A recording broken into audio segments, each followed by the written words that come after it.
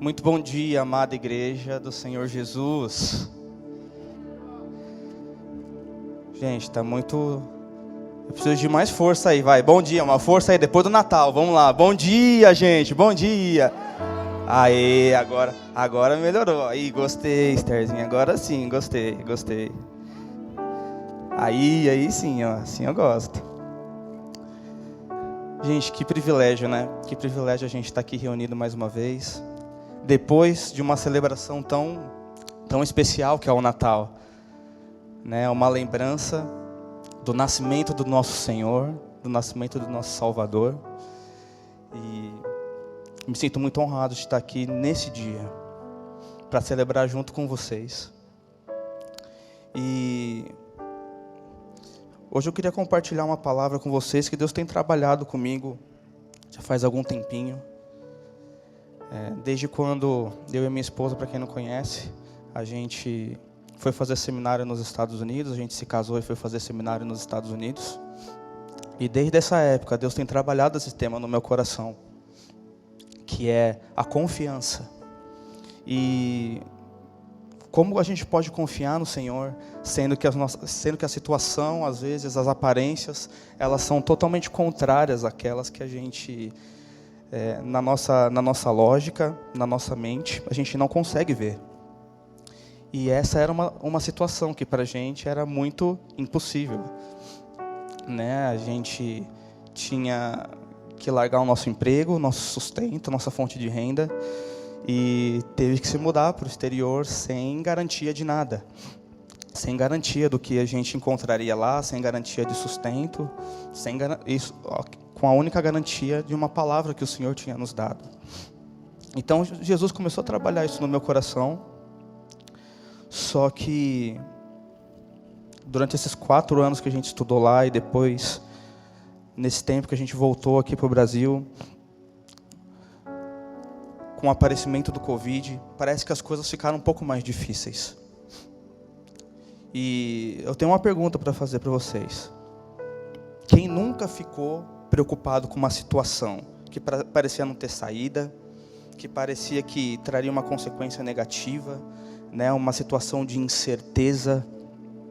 Todos nós acho que vivemos isso, né, nesse período do ano de 2019, do ano de 2020, né, que foi o ano que o Covid estourou com um pouco mais de força, e esse ano de 2021, que foi um ano muito instável, né, acho que para todos os países, a economia mundial.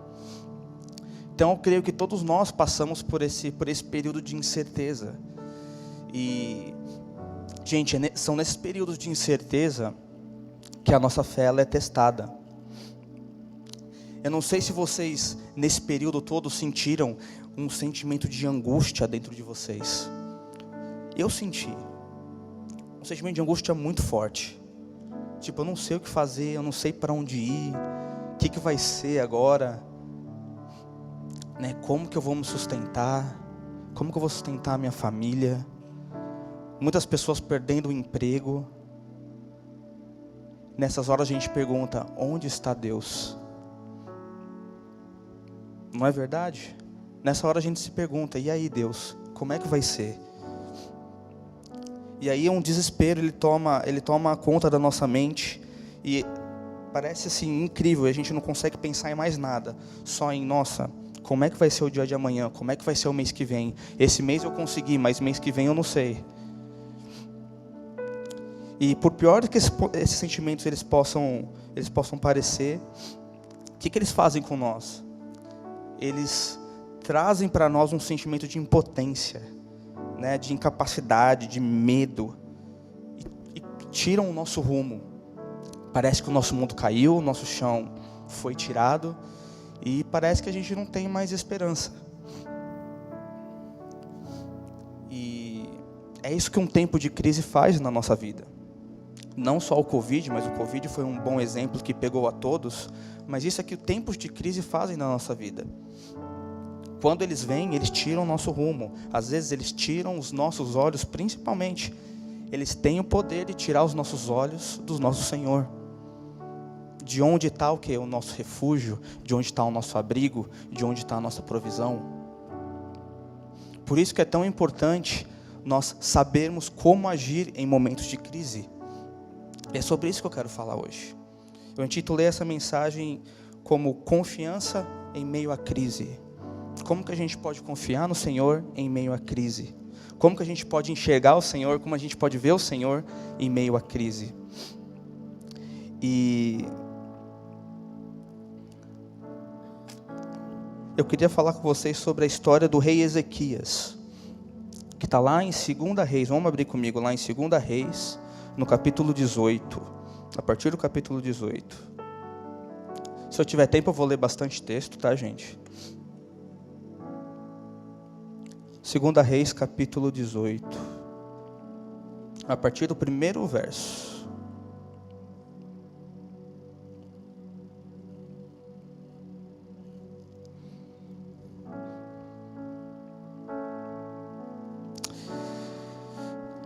Sabe, gente, uma coisa que o Espírito Santo falou comigo, quando essa angústia ela toma o nosso coração, quando a gente não sabe o que fazer, quando a gente se desespera, não sabe para onde ir, não vê mais solução, esse é um estado que ele denuncia a nossa fé.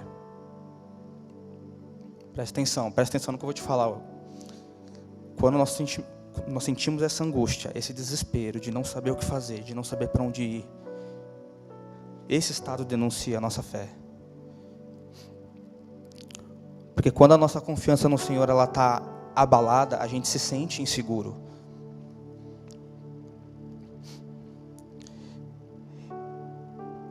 Então Deus me trouxe para essa história e falou: olha para a vida do rei Ezequias.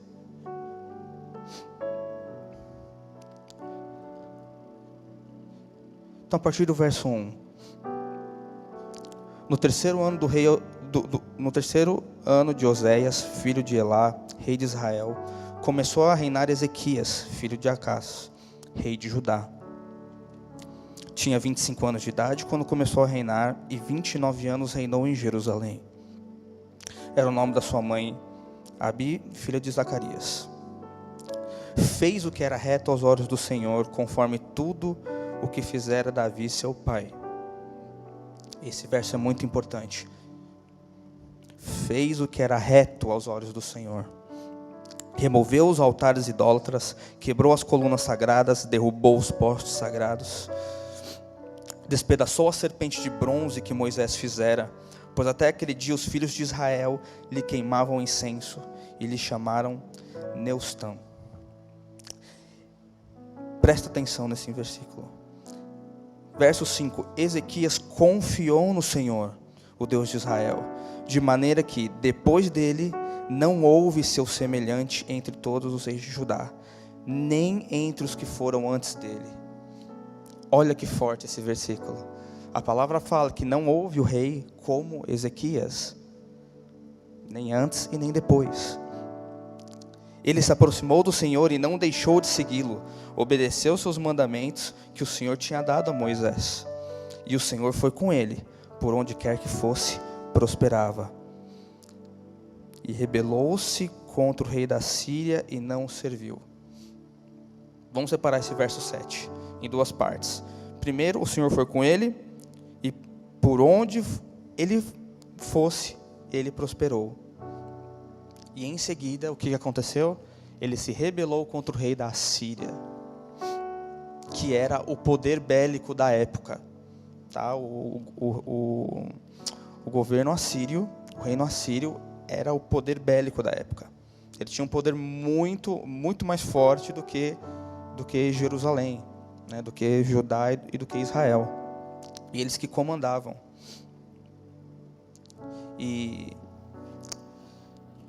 Mas vamos focar aqui em Ezequias, gente.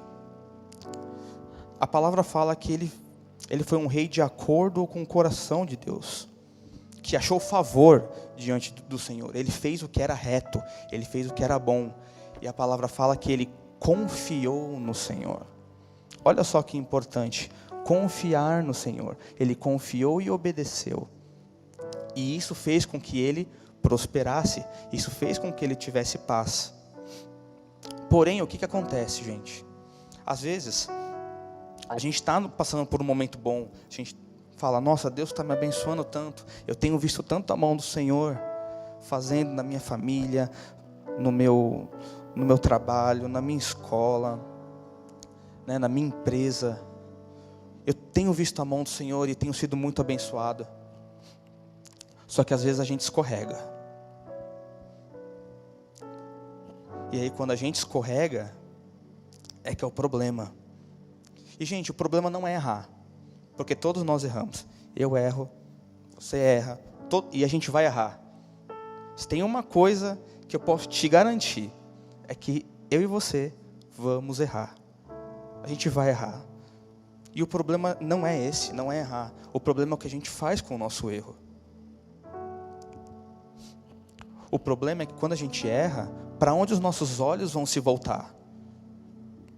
Os nossos olhos se voltam ao Senhor, ou eles se voltam para as consequências, se voltam para a situação? Porque quando a gente erra, a gente tem uma consequência, gente.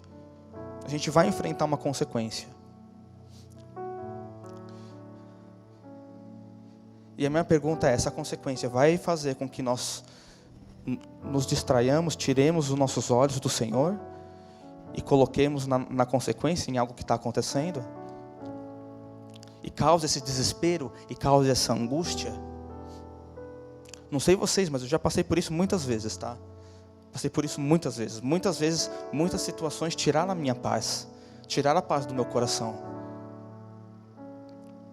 E eu olhei para a circunstância. Eu olhei para o que aquilo estava produzindo na minha vida, na vida da minha família e no meu relacionamento com o Senhor. Isso me afastou. Fez com que eu olhasse para a circunstância e falar, já era. Aqui eu me lasquei. Agora eu não sei o que fazer. Ao invés de voltar meus olhos para o Senhor e falar, Senhor, eu errei. Me ajuda. Me ajuda que eu não consigo. E por mais reto que Ezequias tenha sido, ele escorregou. Ele se rebelou contra o rei da Síria. E o que aconteceu? Lá para o verso 19, olha só o que está escrito. Lá no verso 19.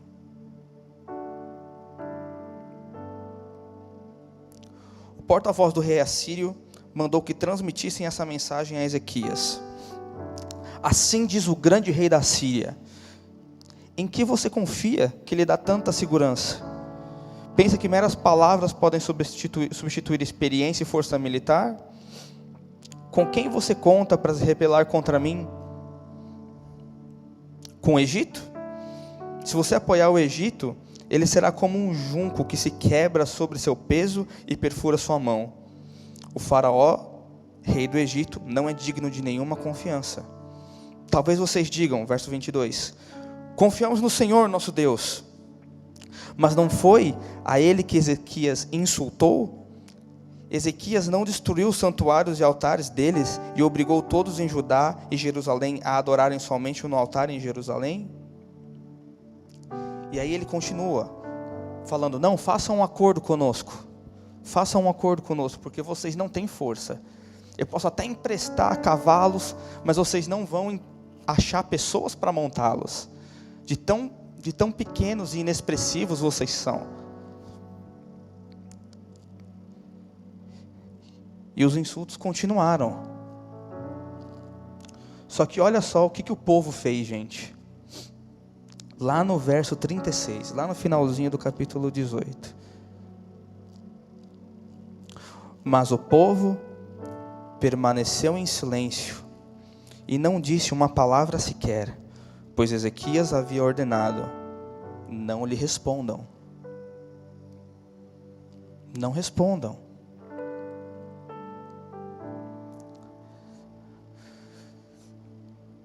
Essa é uma imagem, gente, do que o inimigo faz conosco em tempos de crise. Ele vem na nossa cabeça. Ele vem falar mentiras. Ele vem tentar falar o quão fraco.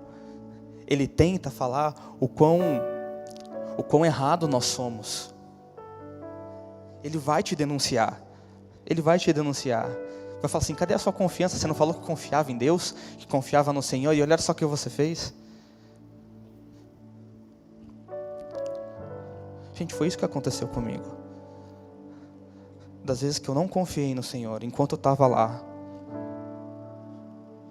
enquanto eu estava estudando. Às vezes que meu coração, ele ficou angustiado de não saber como que ia ser o próximo mês. O inimigo ia lá e falava, cadê aquela confiança que você demonstrava antes de ir? Aquela confiança inabalável que você falou que tinha uma palavra do Senhor, você não tinha uma palavra do Senhor para ir? E agora? Como é que vai ser?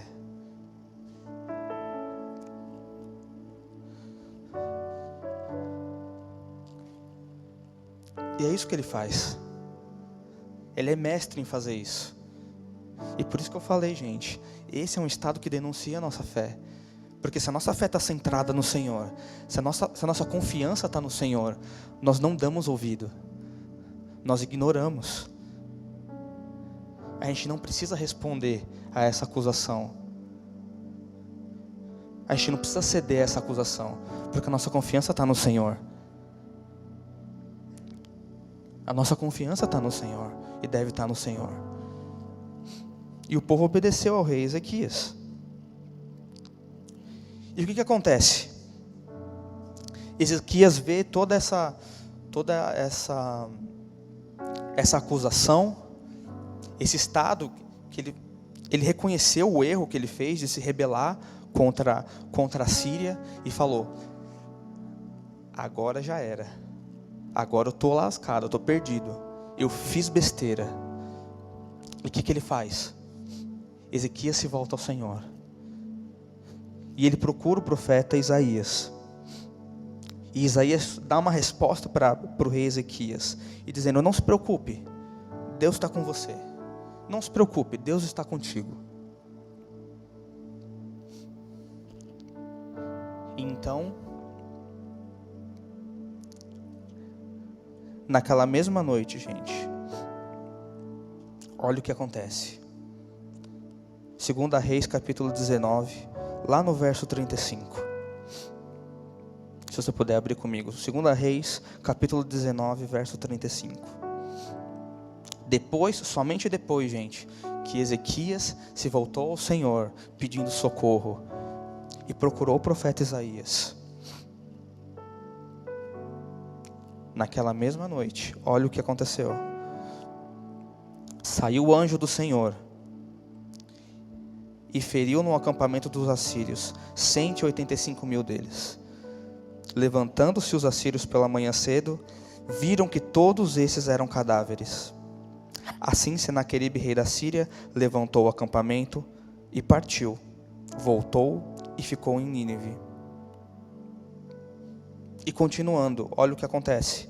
Certo dia, quando ele estava adorando no templo de Nisroque, seu Deus, Adrameleque e Sarezer, seus filhos, o mataram à espada e escaparam para a terra de Arará. E Esar-Hadon, seu filho, reinou em seu lugar.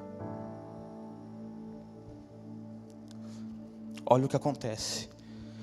Quando a nossa confiança, ela se volta para o Senhor. Os nossos olhos, eles se voltam para o Senhor. E nós procuramos ajuda. Ajuda do Senhor e ajuda daqueles que o Senhor colocou na nossa vida, gente. Isso é muito importante. Às vezes Deus fala por meio de pessoas nas nossas vidas. E Ezequias fez isso. E a sua situação, ela mudou completamente. E agora ele tinha sido liberto. Ele tinha sido liberto daquela opressão da Assíria. Porque Deus havia derrotado os assírios. E olha só, não foi Ezequias que derrotou. Deus derrotou os assírios. Deus derrotou. E eu queria aplicar um pouquinho essa história. Trazer para as nossas vidas. O que a gente pode aprender então com essa história do rei Ezequias? A resposta de Ezequias à crise, qual foi? Foi se voltar ao Senhor em oração. Ele se voltou ao Senhor em oração e também foi procurar uma resposta com o profeta Isaías, porque o profeta Isaías era o representante do Senhor. Ele era um representante do Senhor, era uma voz que falava sobre a vida do rei Ezequias. Então ele se volta ao Senhor e busca conselho com aquele que ele sabia, o homem de Deus, representante do Senhor na terra. Ele sabia da sua posição de autoridade debaixo do Senhor, ele se humilhou e procurou a ajuda de Deus. E Deus recompensa essa atitude de Ezequias e assegura o seu sucesso. E gente, eu quero falar uma verdade para vocês aqui. E eu quero que essa verdade ela esteja escrita no coração de vocês. Tá? Quando a reputação de Deus ela é desafiada, Deus entra em ação. Todas as vezes que a reputação do Senhor ela é desafiada, Ele não deixa barato. Ele vem e Ele acerta as contas. Eu vou repetir. Quando a autoridade do Senhor, a reputação de Deus, ela é desafiada, Ele mesmo faz acontecer. Ele mesmo age. Foi assim com o rei Ezequias. A reputação do Senhor estava sendo colocada em xeque. Cadê aquele Deus em que você confiava? Havia uma zombaria do Senhor. Mas saiba que Deus se levanta. Porque de Deus não se zomba. De Deus não se zomba. Com Deus a gente não brinca, gente. E Deus faz. E Deus se levanta.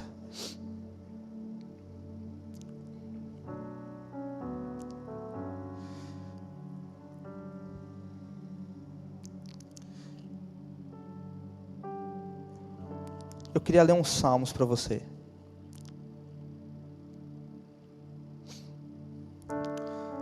Está lá em Salmos 37, dos versos 3 ao 5. Você não precisa abrir. Mas preste atenção. Por que é importante, por que é bom confiar no Senhor? Confia no Senhor e faça o bem.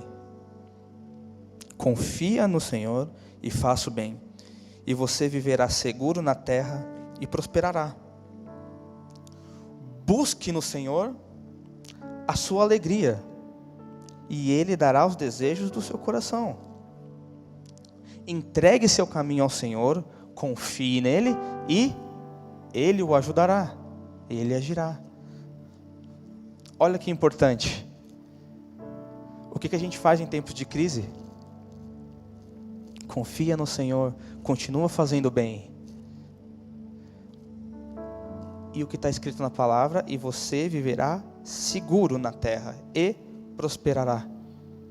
Gente, está escrito, não sou eu que estou falando. Está escrito. Está escrito. E é por isso que o inimigo faz com que confiar no Senhor seja tão difícil e seja tão trabalhoso. Porque Ele conhece, Ele sabe das promessas que há nessa palavra. Ele sabe que se a nossa confiança estiver no Senhor, a gente vai viver bem. Porque a palavra nos dá essa promessa. De que o Senhor virá no nosso socorro. Ele nos ajudará. Por isso que o nosso inimigo ele trabalha tanto, com tanto esmero, com tanta força, para tirar os nossos olhos do nosso Senhor. Para trazer desespero, para trazer angústia, para amedrontar, trazer medo na nossa vida. Para que os nossos olhos não estejam focados no Senhor. Para que a nossa confiança não esteja no Senhor. Mas sabe, nós também devemos ter cuidado quando a nossa vida está tranquila. Quando as coisas parecem muito boas. Quando está tudo indo muito bem. Quando eu vejo a bênção do Senhor na minha vida, eu falo, nossa Senhor, obrigado. Obrigado, eu tenho vivido sonhos, coisas inimagináveis que eu nunca vivi. Toma cuidado. Toma cuidado. Não se esqueça de que tudo que você tem pertence ao Senhor. Tudo que você tem foi dado pelo Senhor. Porque aí o inimigo vai falar assim: olha só, você conquistou tudo isso pela força do seu braço, pelo seu trabalho. Você merece. Você é digno de andar onde você anda, de ter o que você tem. É isso que o inimigo faz. E o que acontece? Ele tira os nossos olhos do centro, que é o Senhor. E pouco a pouco, a gente vai esquecendo do que o Senhor fez. E a gente vai se esquecendo, e dá lugar para que Ele possa roubar tudo aquilo que o Senhor nos deu, tudo aquilo que o Senhor fez, toda uma obra de restauração, às vezes, que o Senhor trouxe na nossa vida. Ele tem o poder de roubar, porque nós damos lugar a Ele, porque nós damos ouvidos.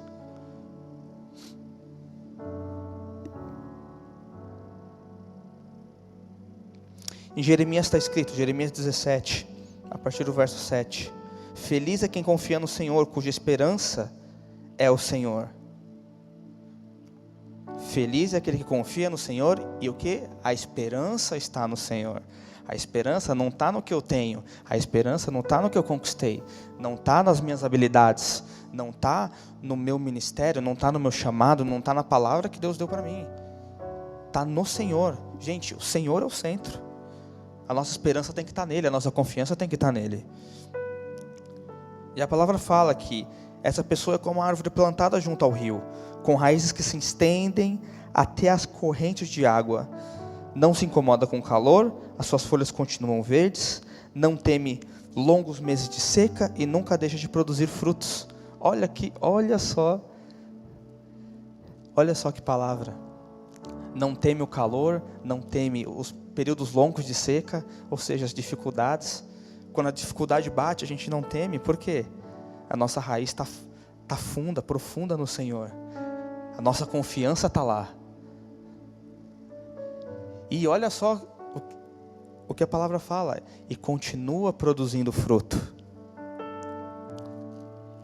Quantos de nós, às vezes, por passar por um momento de incerteza, um momento de dificuldade, um momento que, nossa, estou cansado, e a gente fala: poxa, eu vou abrir mão de servir na igreja, eu vou abrir mão de fazer essas coisas que eu estava fazendo, é muita coisa para mim. Deixa eu te ensinar um segredo. Em tempos de crise, não para de adorar o Senhor, não pare de servir, continue sendo fiel, porque isso vai te ajudar. Isso vai te ajudar a não se perder, a saber quem é o Senhor da tua vida. Gente, servir ao Senhor nos ajuda a nos mantermos firmes nele. Vocês acham que não tinha dias que eu estava cansado também? Que a rotina também acontece para mim. Acontece para todo mundo. Todo mundo tem uma rotina super pesada.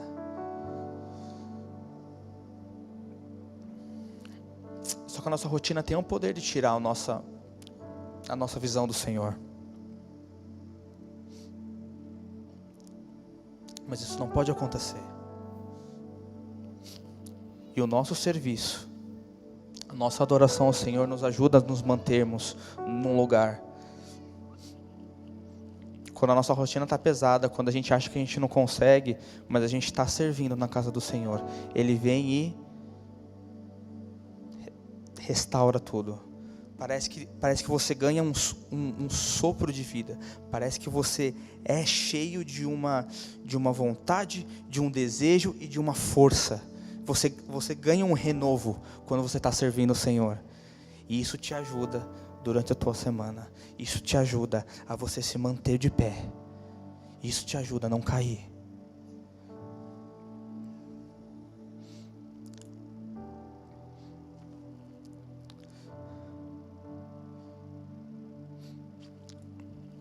E a palavra ainda fala em Mateus 6. Por isso eu lhes digo, não se preocupem com a vida diária. Ou seja, não se preocupa. Não se preocupa com o seu dia a dia. Não se preocupa com o seu trabalho. Relaxa, não se preocupa. Se terão o suficiente para comer, beber ou vestir. Não se preocupa. A vida é mais do que comida. E o corpo não é mais do que roupa. Observem os pássaros. Eles não plantam, eles não colhem, nem guardam alimentos em celeiros, pois seu Pai Celestial os alimenta. Acaso vocês não são muito mais valiosos que os pássaros? Qual de vocês, por mais preocupado que esteja, pode acrescentar ao menos 1 hora à sua vida?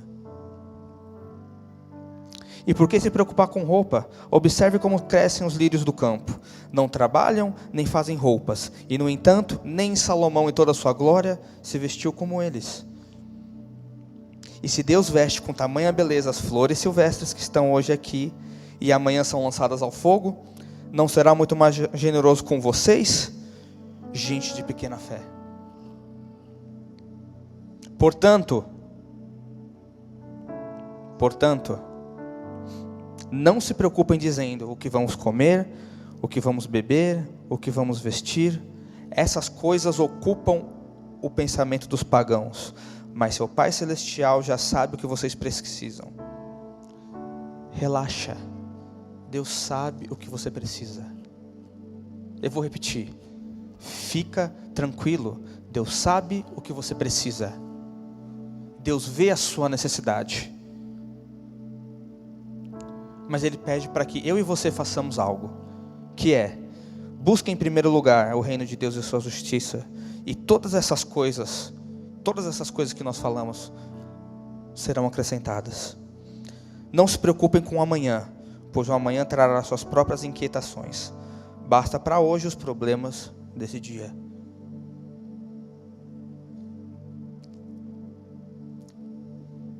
Gente, é difícil. É difícil. É difícil adorar o Senhor em momentos de crise. É difícil adorar o Senhor, ter força para adorar o Senhor, quando a gente está totalmente moído. Quando a gente não está afim, a gente está cansado, a gente está estressado, com a cabeça cheia, é difícil. Mas há uma promessa. E a promessa é para que nós busquemos ao Senhor. Busque ao Senhor em primeiro lugar. E tudo mais Ele vai cuidar. Ele vai cuidar porque Ele sabe das nossas necessidades. Ele não é um mau pai. Deus não é um mau pai. A intenção de Deus não é que nós soframos. Mas há a promessa para aqueles que buscam ao Senhor, para aqueles que priorizam o Senhor.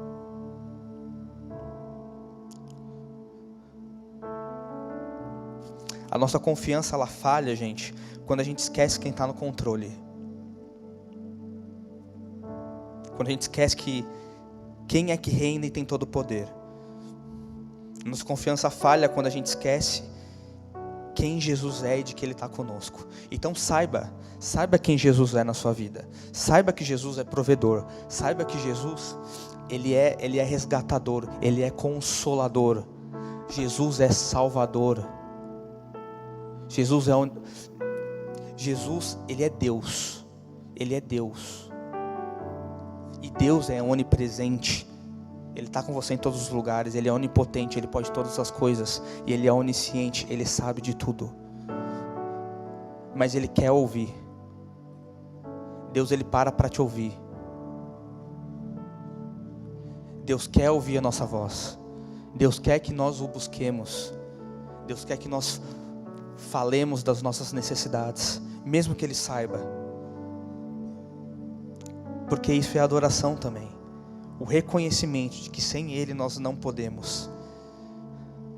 O reconhecimento de que só Ele pode mudar a nossa situação. Que não importa o que eu faça, não é pela força do meu braço, mas é pela força daquele que me dá força.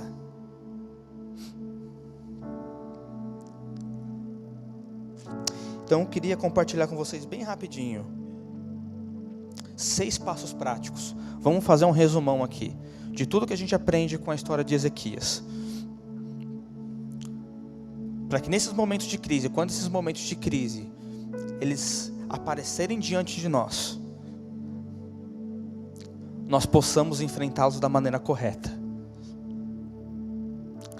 Então, se você gosta de anotar, anota esses 6 pontos. Se você ainda não anotou, esses são os pontos que você precisa anotar. Eu preciso que você saia daqui com esses 6 pontos decorados, porque eu te garanto que o inimigo vai chegar no teu ouvido e que você vai passar por um momento de crise. Eu te garanto, porque é isso que ele faz. Então se prepare. Eu quero que você esteja preparado para esse próximo momento. Ou se você estiver vivendo um conflito, estiver vivendo um momento de crise, agora é o momento de você sair. Agora é o momento de você sair. Primeiro lugar, primeiro ponto: não dê ouvidos ao inimigo. Não dê ouvidos ao inimigo. Lembra que o povo não deu ouvidos à acusação? Ezequias falou: não respondam, não ouçam. Não dê ouvidos ao inimigo. Saiba a sua posição em Jesus. Saiba a sua posição em Jesus. Saiba que você é filho de Deus. Saiba que Deus tem o poder. Deus pode fazer. É Deus quem fala na sua vida, e não as circunstâncias, e não as dificuldades. Saiba a sua posição em Jesus. Segundo ponto: coloque suas preocupações aos pés de Jesus. Fale, assuma, reconheça as suas dificuldades, reconheça as suas preocupações e fala assim: Jesus, eu estou preocupado. Eu estou preocupado com o meu emprego, eu estou preocupado com o sustento, eu estou preocupado com situação X, Y, Z, estou preocupado com os meus filhos. Apresente diante do Senhor as suas petições, apresente as suas preocupações. Ele quer ouvir. Não tenha medo, não tenha medo. Quebre o orgulho. Quebre o orgulho. Se humilhe de verdade. Se humilhe de verdade. Reconheça que aquelas coisas que estão te angustiando, é isso que Jesus quer ouvir. Então coloque suas preocupações aos pés de Jesus. Terceiro ponto: peça para que o Espírito Santo te ajude a navegar por esse sentimento. Ou seja, seja vulnerável. Seja vulnerável. Te fala assim: nossa, essa situação está me deixando angustiado, Senhor. Está me deixando triste, cabisbaixo. Eu não estou conseguindo, Senhor, te adorar como eu gostaria. Eu não estou conseguindo, Senhor, ter mais força para te servir.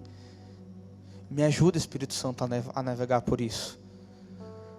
Substitui esse sentimento pela tua alegria. Renova a tua alegria, Senhor, na minha vida.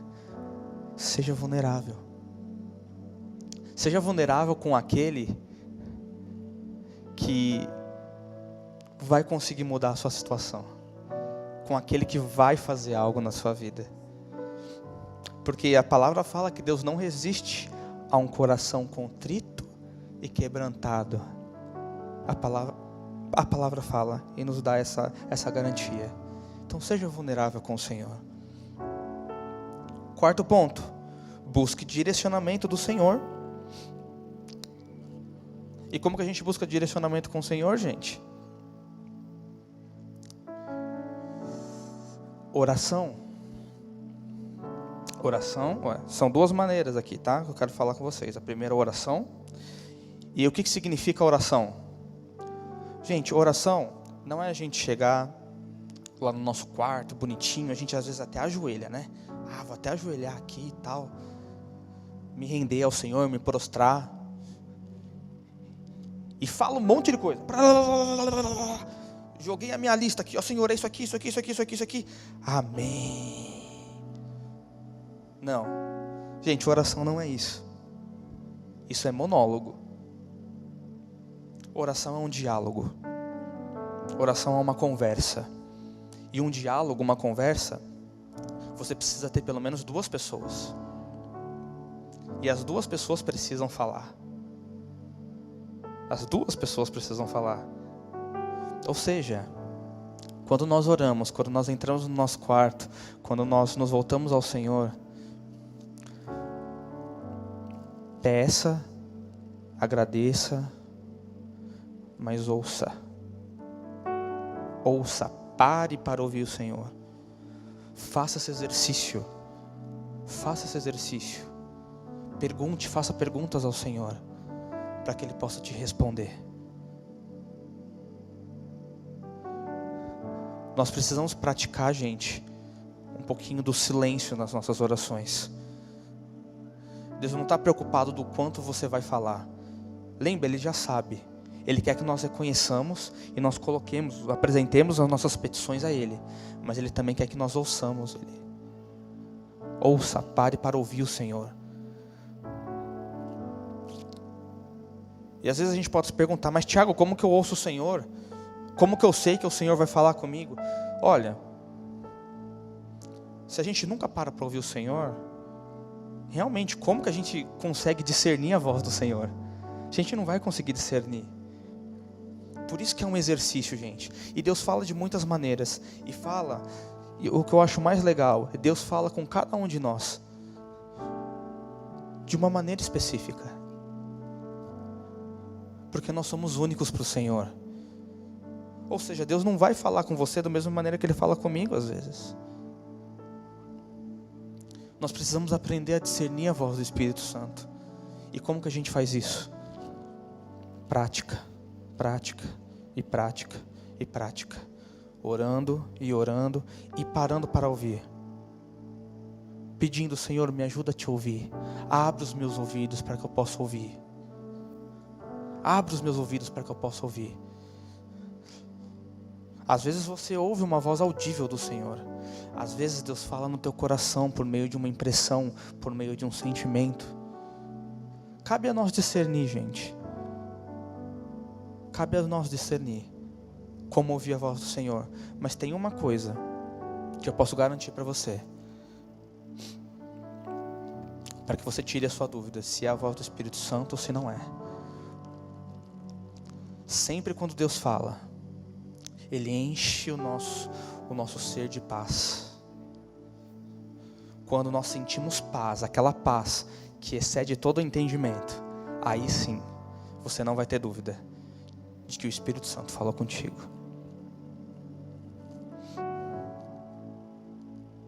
E também, eu falei a primeira, né? Segunda maneira, lembra que Ezequias procurou o profeta Isaías?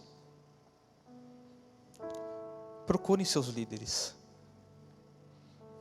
Procura aquelas pessoas que Deus colocou na sua vida, que são voz na sua vida. Peça conselhos. Peça conselho, gente. Sabe,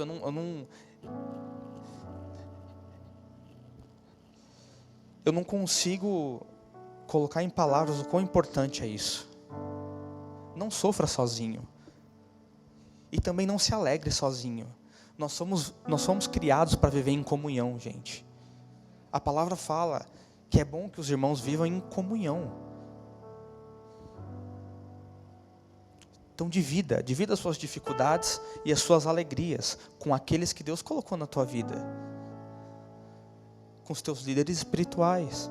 Eles vão saber, às vezes Deus usa aquelas pessoas.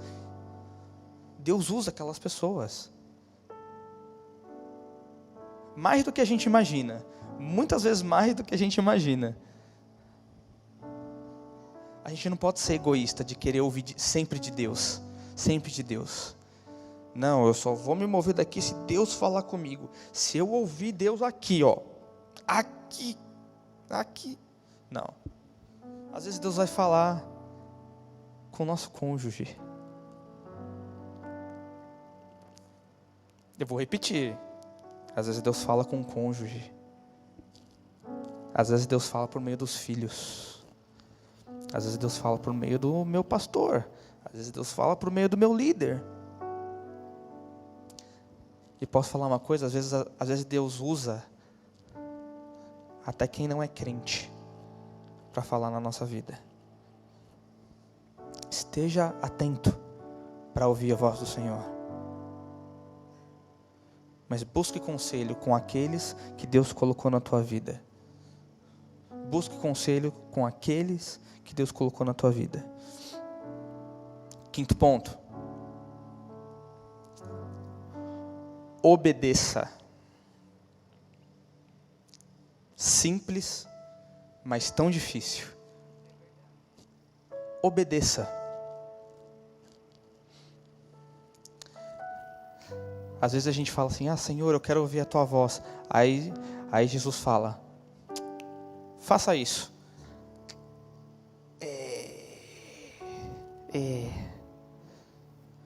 Então, Jesus, eu sei e tal, o que eu preciso fazer, assim, mas precisa mesmo isso aqui?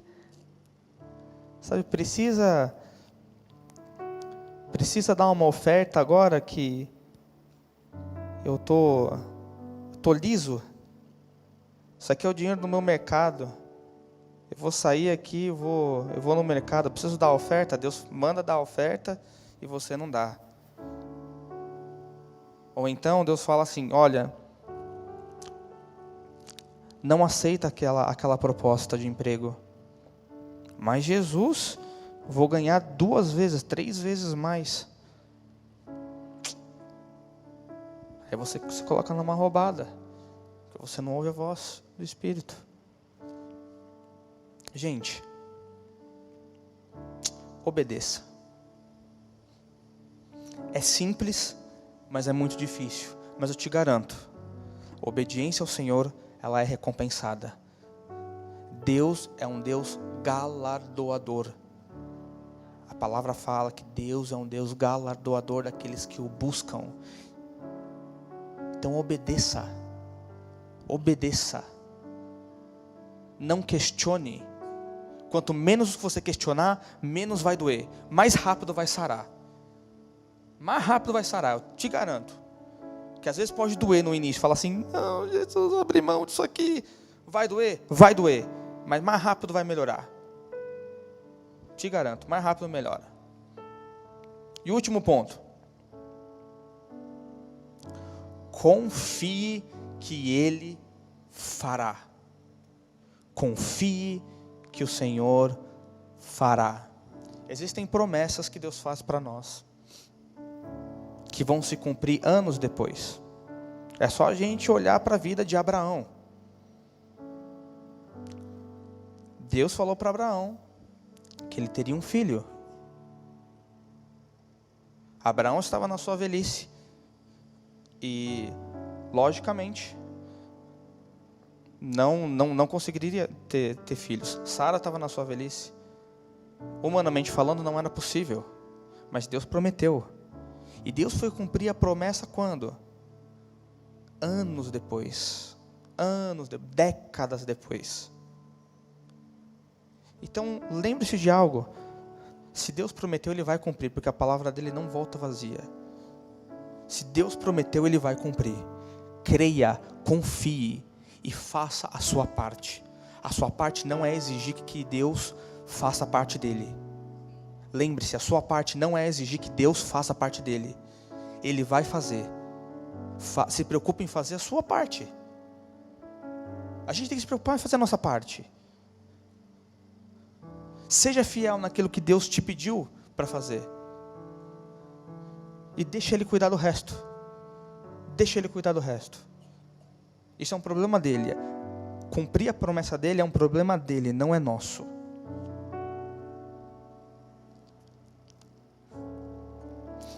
Só que para confiar no Senhor a gente precisa ter fé, certo? E olha o que a palavra fala sobre fé, gente. Que a fé é o firme fundamento das coisas que se esperam e a prova das coisas que não se veem. Ou seja, às vezes a gente não vê. A gente não vê a promessa do Senhor se cumprindo. A gente não vê uma lógica do tipo, nossa, Deus me falou isso, mas como que isso vai acontecer? Eu não sei. Era o caso de Abraão. Como que isso vai acontecer, Senhor? Como que você vai me dar um filho? Ele até tentou maquinar aqui, ó. Tentou maquinar, dar um jeitinho ali. Só que não era daquele jeito. Não era daquele jeito que Deus queria. Então não faça a promessa de Deus acontecer. Deixa que Ele faz. A palavra vai falar que sem fé é impossível agradar a Deus. E de que quem deseja se aproximar de Deus deve crer que Ele existe e que recompensa aqueles que o buscam. Lembra que Deus é galardoador. Então, saiba, Deus existe. Deus existe. Ele quer um relacionamento conosco. Ele quer um relacionamento conosco. Saiba que Deus não falha, Ele não se atrasa. E se Ele disse, Ele vai cumprir. Não sei se você entendeu, vou falar de novo. Se Deus disse, Ele vai cumprir. Não importa quando, não importa como, Ele vai cumprir. Seja fiel naquilo que Ele colocou no teu coração. Queria convidar o Ministério de Louvor para subir, que eu já estou terminando. Eu queria finalizar com vocês lendo um texto que está em Jeremias 29, do verso 11 ao 13. É uma profecia do profeta Jeremias a Israel, quando ele profetiza sobre os 70 anos de cativeiro de Israel.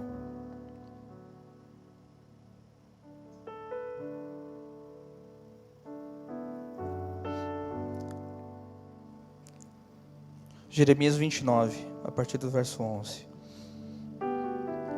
Deus fala assim: porque eu sei os planos que tenho para vocês, diz o Senhor. São planos de bem e não de mal, para lhes dar o futuro pelo qual anseiam. Próximo verso. Naqueles dias, quando vocês clamarem por mim em oração, eu os ouvirei. E olha o que acontecerá. Se me buscarem de todo o coração, me encontrarão. Está aí o segredo. Está aí o segredo. Deus sabe os planos que Ele tem para nós. E são planos de bem. Não são planos maus. Não são planos maus. Mas o que Ele pede para que nós façamos? Clamem por mim em oração. Clamem por mim e eu vos ouvirei.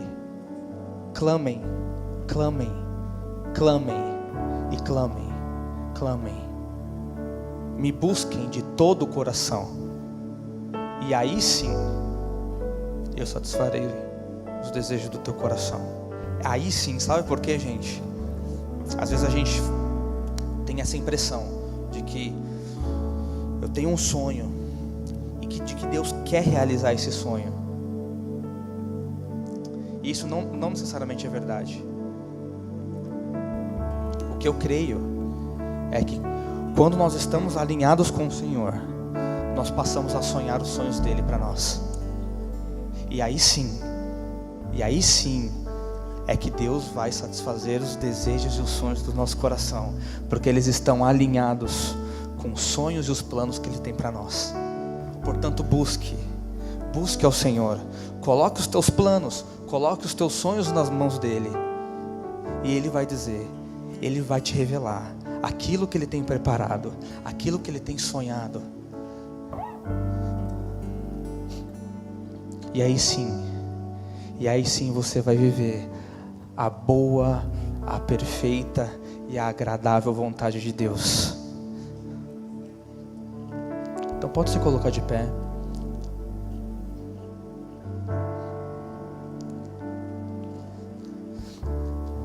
Nessa manhã eu sinto que há uma graça especial.